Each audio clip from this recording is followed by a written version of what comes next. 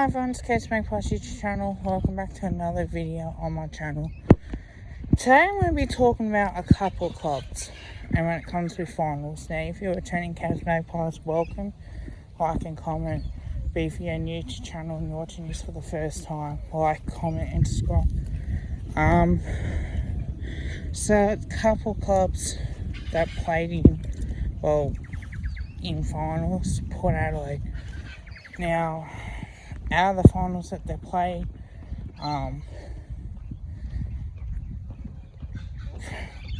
the prelim finals are hard to win. That's actually a fact. Like, it's the biggest game in your career as a coach and as a playing group, because you want to improve on that, and you do. That's not to say that you don't want to improve to win. It's the facts are that it's tough to win. On top of that, but with Port Adelaide, they failed on the big stage. Out of the games that they've lost in prelims were at home. Richmond last year by a kick, and realistically they lost to, of course, Western Bulldogs on Saturday night. Now the Bulldogs, they were heavily favourites to beat them.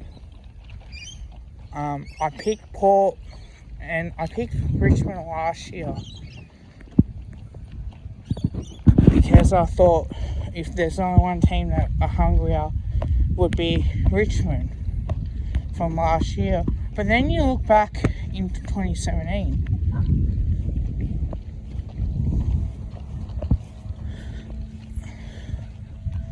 and I think, I look at it and I go, have they performed well enough? Like, they lost to West Coast, obviously a kick after the siren, a close game. They lost to Port, Hawthorn I should say, by under a kick. So they've lost some games in 2014 that you think they should win. I think Ken Hinkley has to be under some serious pressure. Port choke. When you win the first final, why can't you win the prelim when you're fresh?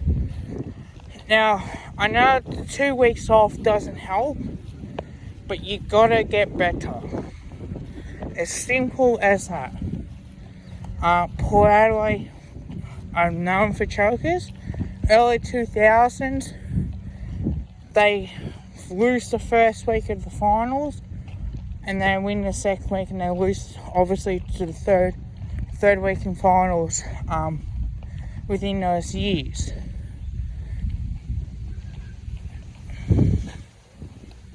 They lost to Brisbane Lions 2002. They lost to us 2003 in those prelims. And they've had home finals since then. Like 2004, they beat Geelong, they beat St Kilda, so they made it hoodoo, and they made it to the grand final and knocked off Brisbane in the grand final. 2002, they lost to us first week of the finals. Then they beat Essendon. And then they lost to Brisbane. And 2007, when they made it, where they played a qualifying final in Perth, they beat West Coast.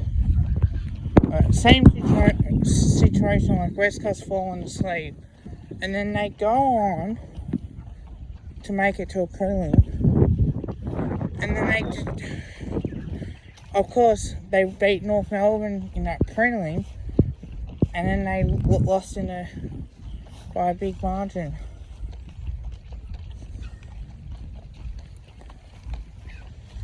So naturally, like if you go back to those finals, the overall, the finals in Perth that they played at home, that they have lost. I think the hunger in Portland in some of the older players, I don't think they were up for it in that game. Like, to concede the first 5 goals or more in that particular game, and then they finally got going against the Western Bulldogs team that realistically had to travel to Tasmania, Brisbane, and they had to obviously travel to Adelaide. Now they're going to go to Perth, but the grand final's on next week. I think that's a sign of maybe Portland aren't as good as what they think they are, and maybe it's time that the pressure comes down to Ken Hinkley, because as we know, David Koch wants to have finals and grand finals. He wants to see the premierships, and eventually, it's finals or bust. And if they don't win the premiership, because they were supposed to win the premiership last year, that didn't happen. The same situation. The first final, they beat Geelong. All of a sudden, they lost to a team, realistically, that they allow teams to kick goals to get head starts, and they try to fight their way back, and that's how they loot. It does not work like that. Port Adelaide aren't a team like you rely on Robbie Gray, who's a clutch player, and we know he can win the game for Port Adelaide. But some of these senior players, it's Dixon or bust, realistically. If he doesn't mark it, Bulldogs don't win the game. Now, Leah got heavily tagged in that game. I think it was by Shaki or someone else out of the Bulldogs that did that. And what they did was they engaged him in a wrestle where he could not mark it. So when you do that, you can see the sense of frustration in that Port Adelaide team, that Lee's getting tagged. They know that, okay, if we have someone engaging him, we can either mark it ourselves or we can be smart. Like, we can have Norton coming in from the side and marking it. So the way that the Bulldogs played Leah, that's the way that you should be playing. I got no doubt on that. That's how you should play against Port Adelaide.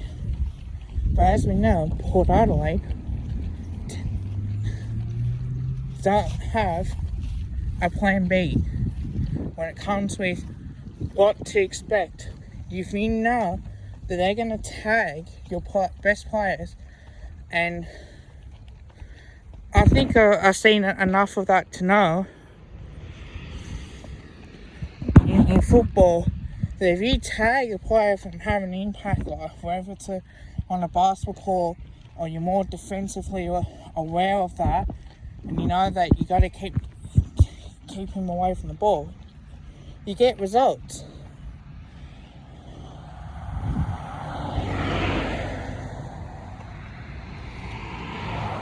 So I think that's what Port Adelaide should be doing. So tactically, the pressure's on Hinkley. Been there for a decade, since 2013. Nearly a decade. Took over in 2013, where won an elimination final, and I think they would have lost. I think lost that. 2014, they made it to a prelim. So they beat. So they can beat teams from well. They lost to, I think, Geelong at the MCG, I think, in 2013. But 2014, where they won against Richmond, won the semi-finals, and then they play Hawthorn, and they beat Hawthorn, and they lost to Hawthorn, fallen out of the top 4, and the real twilight doesn't show for 2 years, because now teams are starting to work them out, because Ken Hinkley's mantra was back then, be brave, take the game on, play faster game style. What happens is that when teams know how they play for 12 months, you can look at that and you can go, right, if we can shut this down, we can make Twilight kick the ball more. They like the handball, then they like to use the ball out wide or through the corridor. The first best option that they take is the way that they go about that. So I think with Port Adelaide, that's how they like to play. The same thing applies to how certain teams can play and really look to be smart when they get their hands on the footy. So I think with the way Port play, they need to really knuckle down and play with their intent. Geelong, for example, and I got that off my chest before Adelaide. Geelong, well, they're known for choking in finals. Now, their record since 2011 grand final, who have they been? They lost to Fremantle, I think, in the first week of the finals. Because they did lose to Fremantle, and I think from memory in 2013 they were top 4 in that season. They played like the skins out of life. Fremantle played the skins of their life and got the job done. Then Fremantle had a home prelim. What Geelong did is they had to play through the semis. And I think in that, I don't think they got that far in finals. 2014, they were out in straight sets. Because 2013, they played Hawthorn in a prelim. And what happened is they lost in that. 2014, I think they played Hawthorn and North Melbourne back to back. And they lost that. I'm pretty sure. 2015 didn't make finals. They missed out finals for the first time in 8 years. We were thinking, oh, this is the end of Geelong. What a great run. 2016, they beat Hawthorn with their Isaac Smith miss after the sign. Then they had a chance to really, because they beat Port Adelaide in the semis in 2013. That was because they lost in 2014, and I think in 2015, that's when it was two West Perth teams that played in the finals. 2016, they won against a Hawthorn team. Normally it's a close game, and then they'd lose in a prelim to the Sydney Swans. In 2017, they made it to a prelim, because they made it to a few prelims as well, and I'll get through that. Right? They played Sydney, they lost, so they were out in that prelim final. 2017, exact same thing happened. They played Richmond, who won only 3 finals before, they lost all their 3 finals before 2017 after winning that premiership. They won, Richmond won, so they had to play in the semi-finals. I think they played, Sydney,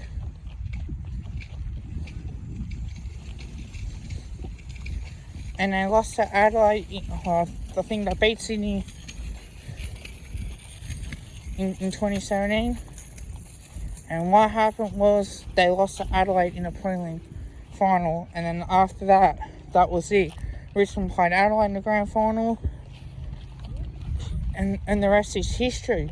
With Geelong in 2018, they just barely hang on to 8th, and the reason why they had that percentage and they won those 2 games was they had to play Fremantle, who at the time of rebuilding, and the Gold Coast Suns, so naturally they're going to get through.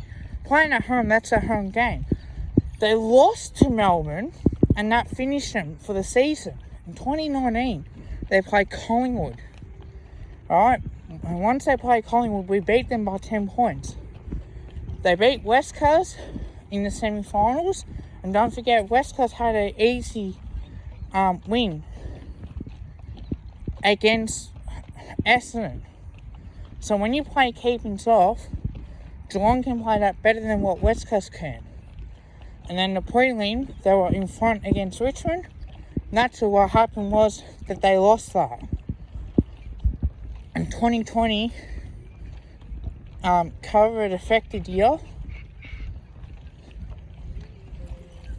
that they lost to Port Adelaide in 2020, smacked us in the semis, beat Brisbane in the prelim, and then naturally lost to Richmond after being over 20 points in front at half time, and then Richmond turned around and won that game thanks to Dustin Martin Bruins.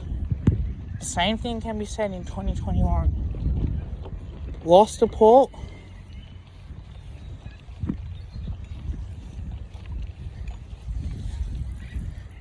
then they had GWS, won that and lost again in a prelim against Melbourne. Absolutely, Melbourne smacked them.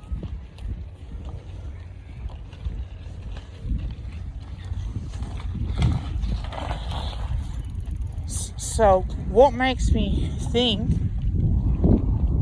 is that, to me, Geelong are too old and they're too slow. They don't play well in finals, and what that means is that you're playing a game of football that if you think you can win the game of football, you go out all guns blazing. When you're up in the top 4 contention, because don't forget, they finished top 4 in those 3 years.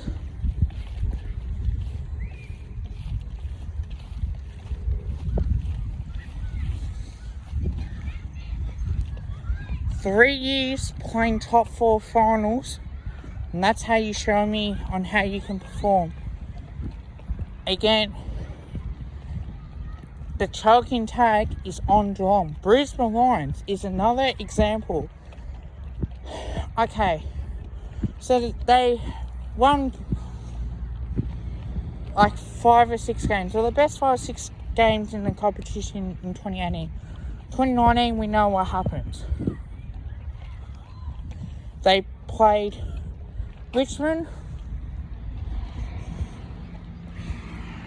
lost to Richmond, and they lost to the Giants in straight sets. Okay, so you think they've had their first final, you think, okay, there's enough improvement, they should get the job done. Semi-finals haven't been to lose in a close one, so that's how you see it, as a performance like that. And in 2020, we know what happens with that.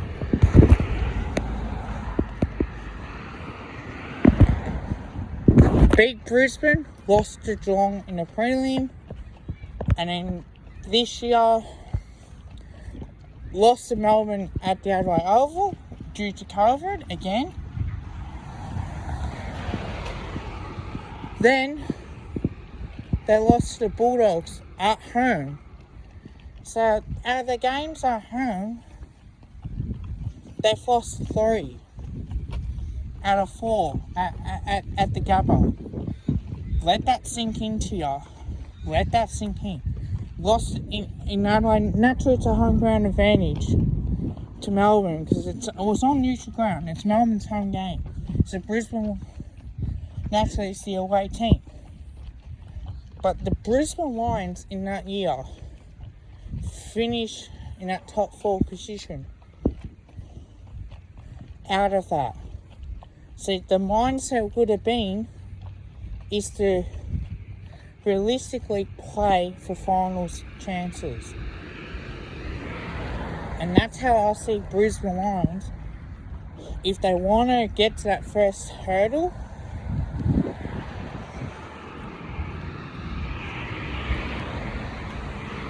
my guess is win the first week of finals. At the preseason, I will talk about it, and I will go, right, this is just a year where we failed last year because it was at the Gabba, and we had home finals galore with that. So to lose last year would have been a disappointing year. But to lose it this year in front of the home crowd at the Gabba, Melbourne are very good defensive teams, where they were better equipped. Brisbane aren't as good defensively. That's why I see that game in going one or two ways. It's either going to be kick on the ground, Charlie Cameron's chance, or you get him one-on-one in the air, and you know he's not going to try and impact the game like he wants to. So that's the reason why I see Brisbane Lions, if they're going to start playing finals, is great. A big tick. But to lose that hurdle is a massive cross.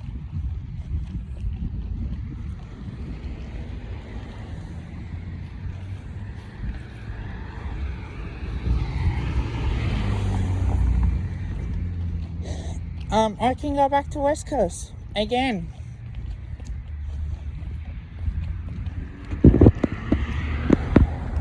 (2015).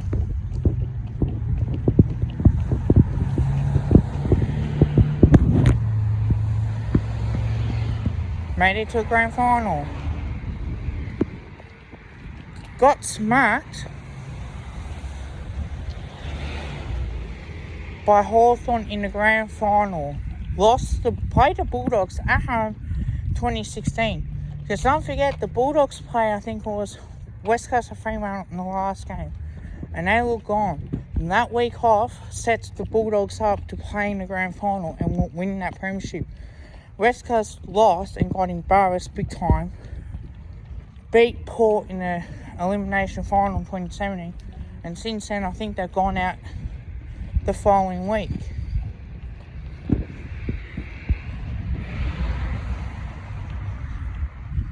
(2018), we know what happened. They beat us in the final. Had the week off, beat Melbourne, beat us again when we had to go through, obviously, the Giants, Richmond to make it into that grand final.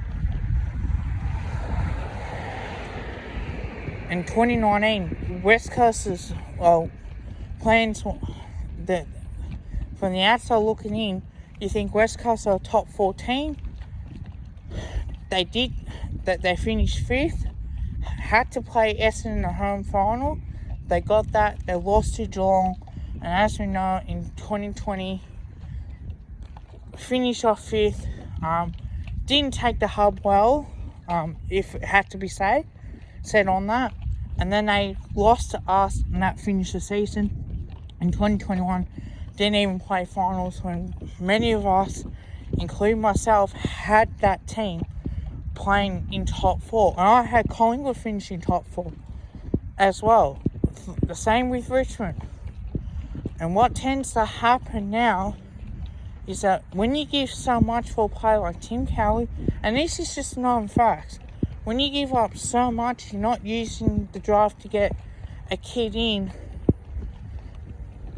who you can potentially help out with, whether it's a midfield, forward line, or defence. Is what happens is that playing these older players, eventually what happens is that when you play kids this year,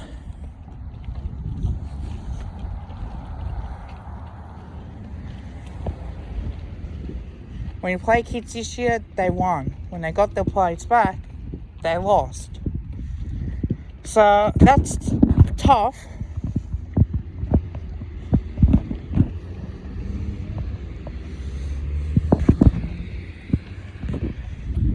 That is a tough pill to swallow, knowing that you give up so much for Tim Kelly, Jeremy McGovern. We know what you got to do, and every team knows what to do. Jeremy McGovern, unfortunately, he doesn't like defending one-on-one. So if you can make that happen to the West Coast defense, then you win. The way you move the ball, the way you're smart with the ball, the way you get that quick ball movement helps you win games of football. And we did it against West Coast the second time we played against them, and it worked to our ability, and we got the job done. Richmond were 20 points up against West Coast, and what happens, West Coast system stood up better than Richmond's did.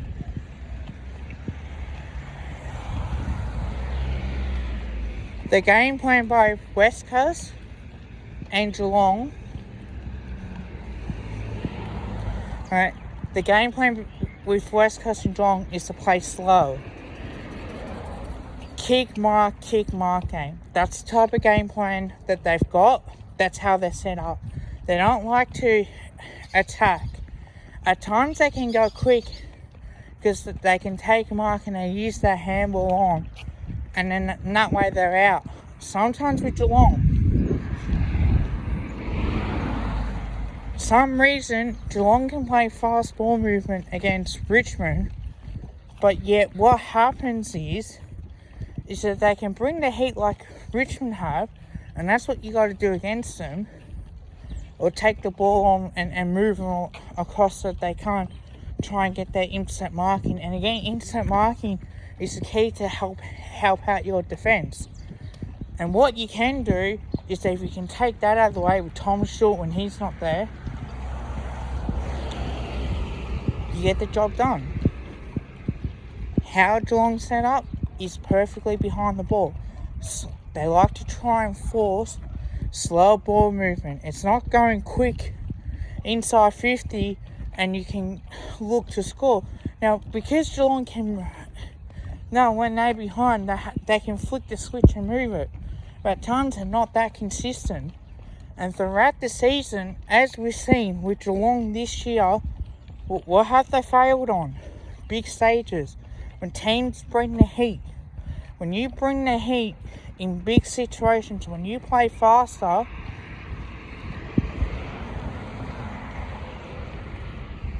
that's how you can get teams. Melbourne did it. Port Adelaide have done it. Now, I think the difference between Port Adelaide and Geelong is that Port Adelaide have that intercept marker, so they kick towards Alia. And what tends to happen, if you don't lower your eyes, if you don't put someone on him and negate him that well, he can set up the game. So they like slow ball movement. Force Geelong to hold the ball up and kick long to a contest. Naturally, Alia is going to come across and take those marks. This is an important step that we've seen from teams this year. Playing this direct attacking football can help you win a premiership. But again, like with Main Lever, intercept markers, Gawn can push back in defence and take those marks. And that can happen. And what tends to happen, instead of having Reece Stanley onto Gawn when Melbourne were going forward, the way that Melbourne played, it was a defender. Make Geelong pick on the man. Stay on your man and make him defend one-on-one. Once you do that, you're due to have success. You're due to kick goals when you need to. And I think that's a great way to go about this. Honestly,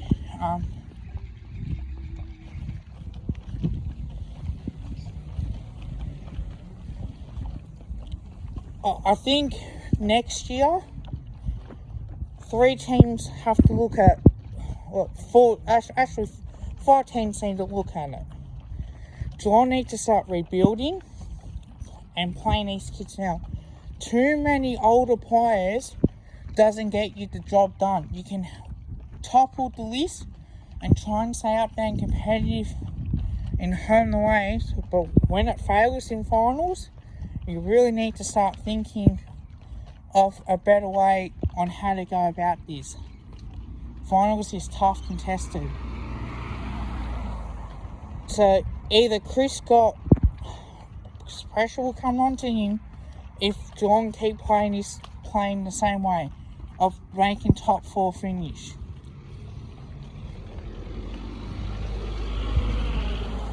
So if Geelong don't want to rebuild, which I think they need to rebuild because of the list at the moment, they're not that good. Yes, they've made it into finals, but what did that get them? It hasn't got them the success. 2020, they made it into a grand final because they weren't able to, because certain grounds suit them. Like the Gabba probably suits Brisbane Lions probably a little bit more, or Metricon Stadium probably suited Geelong more because it's a smaller ground. When you play them on the bigger ground, that's when you can expose them. And the same thing with their finals records at the MCG. Hasn't been that great since 2011 grand final. Brisbane Lions, they really need to try and add a few things too.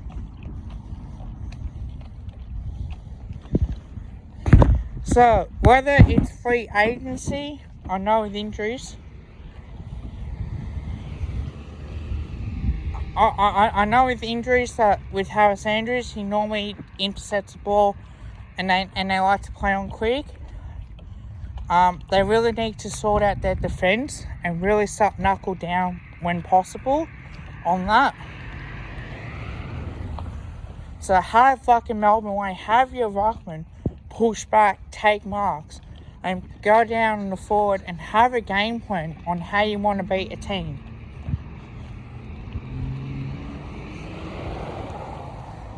Port Adelaide is finally recognising what's going on at that particular ground, playing to your strengths, and absolutely trying, when the league gets dominated, have somebody else impacting the game.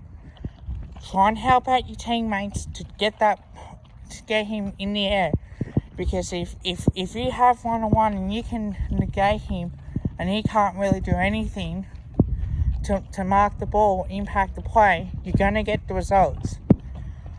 West Coast and Richmond. If I were West Coast, I'd start rebuilding. Rebuild the list. They're not that good enough now. They're getting to the stage where their senior players are now it's taking its toll. And these kids are getting lack of opportunities because you're playing finals consistently. It's not a bad thing, but sometimes it can hurt y'all.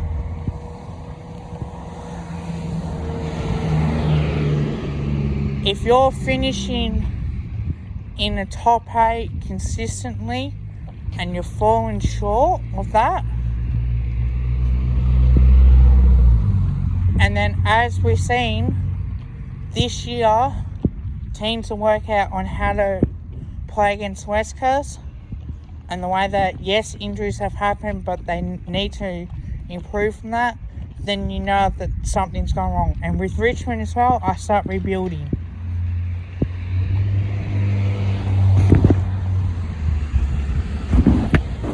Set up for another dynasty. Start rebuilding now. Short-term pain for long-term gain. That's how I see it now. I hope you guys do like this video. Let me know what you think. Like, comment, subscribe. Bye for now.